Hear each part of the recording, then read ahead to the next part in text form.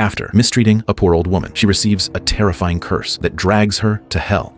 The film begins by showing a terrifying event that takes place one afternoon in Pasadena, California, in 1969, when a panicked married couple rushes to seek help from a psychic named Sean Sandina. They come because their son, John, has been experiencing strange disturbances after stealing a silver necklace belonging to a gypsy woman, and for 3 consecutive days he has been hearing eerie voices that gradually disturb his sanity. Realizing that the situation is unnatural, Sean immediately performs a ritual by chanting exorcism spells, but the atmosphere quickly turns more intense as strange shadows begin appearing in the glass surfaces of the house, followed by a powerful gust of wind that suddenly fills the room. In the middle of this chaos, John, who is on the 2nd floor, is suddenly thrown down to the ground floor, though he remains conscious, while his parents rush downstairs to help him. Before they can do anything, however, the floor beneath John suddenly cracks open, and from the gap, demonic hands emerge and begin dragging him into hell.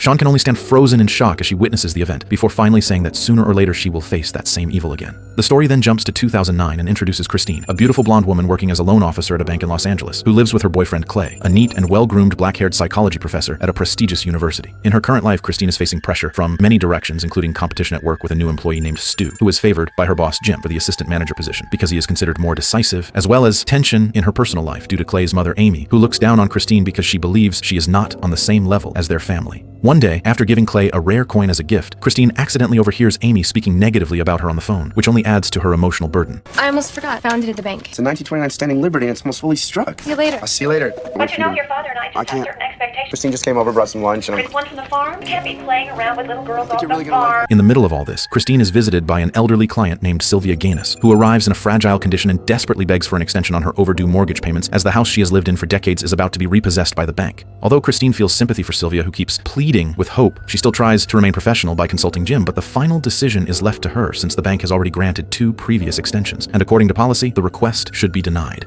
Realizing this is her chance to prove herself worthy of a promotion, Christine reluctantly refuses the request and informs Sylvia that the house will still be repossessed. Hearing this, Sylvia becomes desperate, kneeling and begging intensely, even going so far as to grab and kiss Christine's skirt. But the situation only worsens when Christine calls security, making Sylvia feel humiliated in front of everyone. As the guards try to escort her out, Sylvia suddenly attempts to attack Christine, causing a major disturbance in the office. But another extension on the loan is out of the question. I'm really sorry. Thanks. No, please, this is my home. I beg for you. I beg you. Security! Stop! I beg you, and you shame me. Mrs. Ganesh. After this incident, Jim becomes even more convinced of Christine's decisiveness and places her as the leading candidate for the assistant manager position. However, another strange event occurs when Christine is about to go home, as she notices Sylvia's car parked right in front of hers, and when she gets into her car, Sylvia suddenly appears from the back seat and attacks her.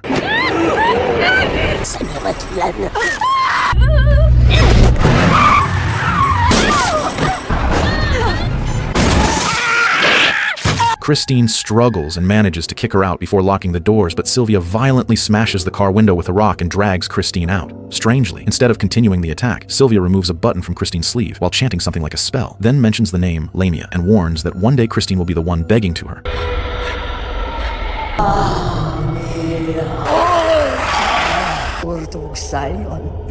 After the incident, Christine briefly loses consciousness, and when she wakes up, Sylvia has disappeared without a trace, while shortly afterward, the police arrive to investigate the strange event. That same night, after having dinner with Clay, the lingering fear from the earlier incident pushes Christine to seek answers by visiting a fortune teller named Ram. Unlike Christine, who is now overwhelmed with anxiety, Clay remains skeptical due to his background as a psychology professor, making him dismiss anything related to the supernatural, especially after learning that Ram charges $60 for his services. I'm Ram Joss. I would like to have my fortune read. $60, please. I got it.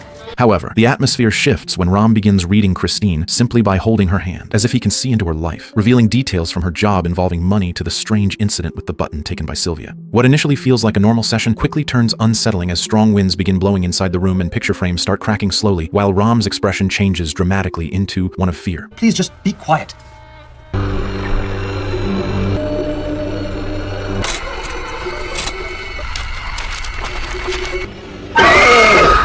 Without much explanation, he abruptly stops the session and even offers to return the money, then asks Christine and Clay to leave, claiming it is already too late at night. Before they go, however, Rom warns that Christine is under a curse and that something evil will soon come for her. On the way home, Clay remains firm in his belief that everything is nothing more than a trick by a fraud who happened to guess correctly, even pointing out that Rom did not actually return the money and instead handed them a business card, which he assumes is just a way to get them to come back later. Once they arrive home, Clay leaves again to take care of Christine's car that needs towing, while Christine tries to calm herself by continuing her activities in the house.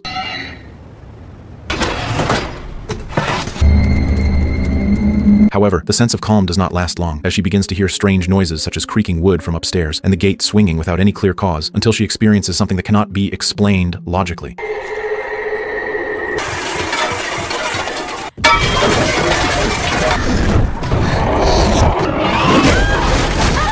When Clay returns and notices the injury on Christine's lip, he assumes Sylvia must have come back to attack her, but Christine insists that she was alone and what she experienced was something supernatural.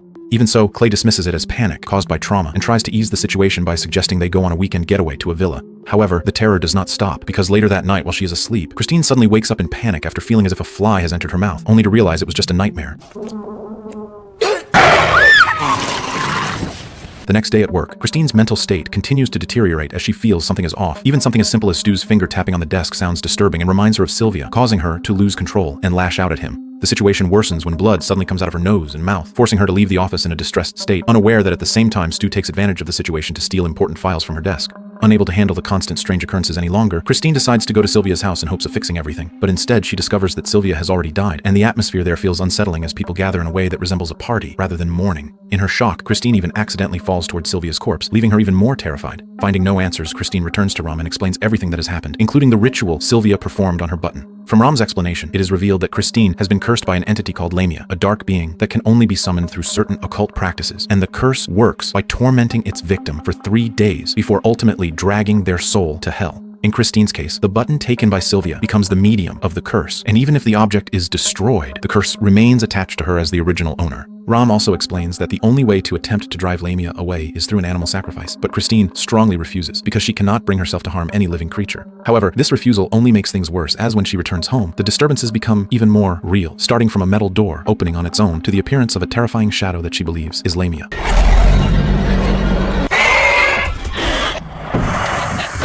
In a state of panic, she locks herself in her room and tries to call Clay, but mysteriously, her phone battery drains rapidly.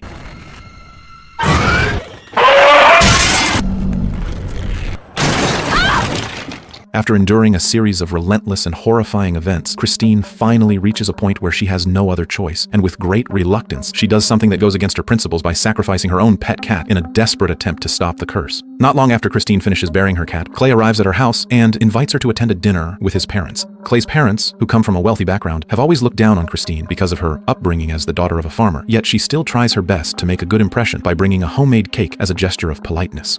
As the dinner begins, the atmosphere is initially awkward, with Christine having to answer a series of personal questions about her job and family, but she responds honestly, explaining that her father has passed away and her mother, who struggles with alcoholism, chooses to live alone on a farm. Her honesty and resilience slowly begin to soften Amy, and the once tense atmosphere gradually warms, with both of Clay's parents starting to show acceptance toward her. However, the moment of calm does not last long, as something strange happens again just as the dessert is served. When the cake Christine made is being distributed, she suddenly sees something horrifying, as if an eye appears inside one of the slices.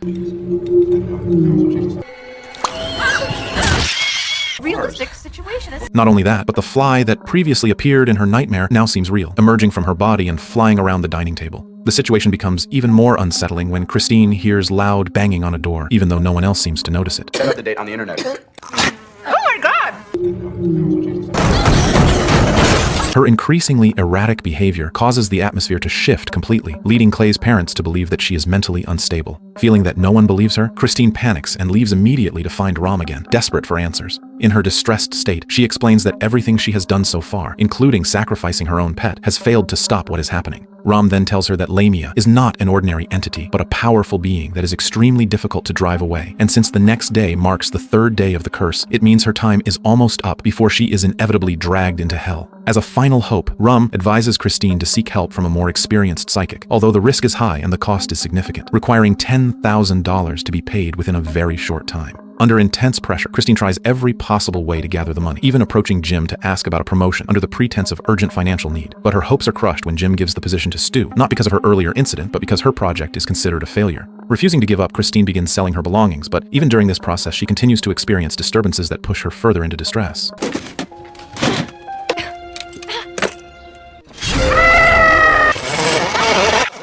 After selling almost everything she owns, she manages to collect only a small portion of the required amount, leaving her feeling hopeless as she breaks down alone at home. It is at that moment that Clay arrives with unexpected news, revealing that despite his disbelief in the supernatural, he has secretly paid the entire amount for the ritual because he does not want to lose her.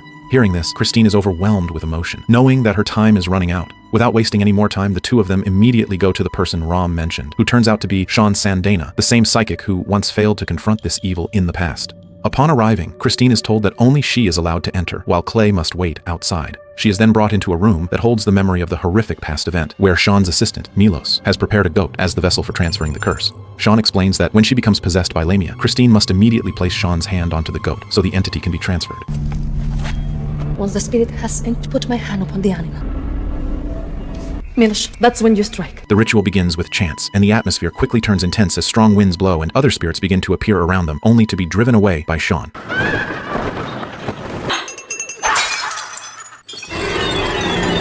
It is not a Lamia. It is the spirit of some. Be gone, for spirit! Be gone! Eventually, Lamia's presence is fully manifested, and as Sean becomes possessed, Christine manages to follow the instructions and transfer Lamia into the goat. I come for you, Christine. Soul of Christine Brown.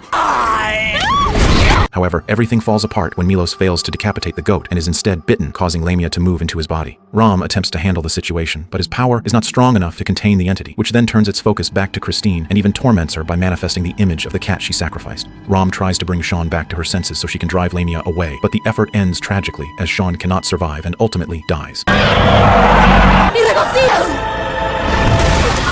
my god, help me!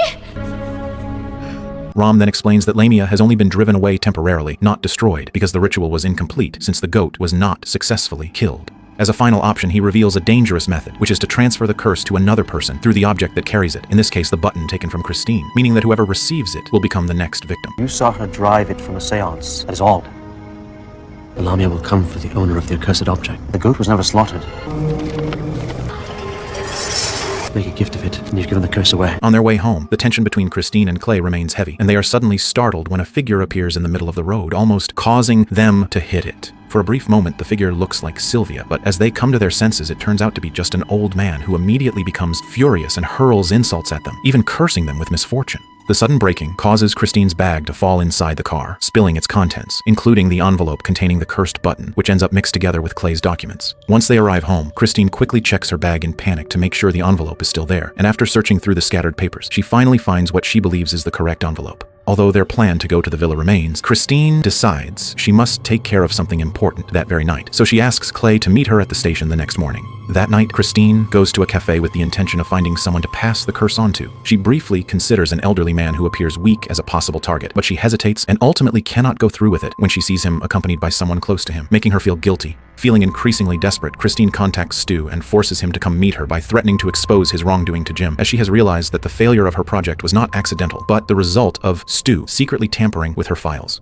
Although Stu arrives in a panic, Christine ultimately cannot bring herself to use him as a victim, as her sense of humanity still holds her back. With no other options left, Christine finds another possible solution when she comes across an obituary for Sylvia that includes the location of her grave. From there, she immediately seeks out Rom to confirm whether the curse can be transferred to someone who is already dead, and after learning that it is possible, she heads straight to Sylvia's grave despite experiencing strange disturbances along the way that seem to try to stop her.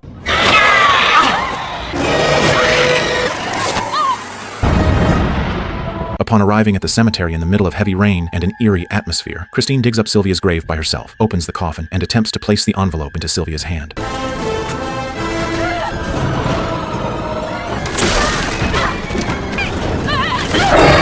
However, something unnatural happens as Sylvia's body appears to move and resist, forcing Christine to take a more extreme step by prying open Sylvia's mouth with a shovel and making sure the envelope is fully placed inside. The rain grows heavier, filling the grave with water, and as Christine struggles to get out, Sylvia's body suddenly rises again as if trying to pull her back down, but Christine manages to escape.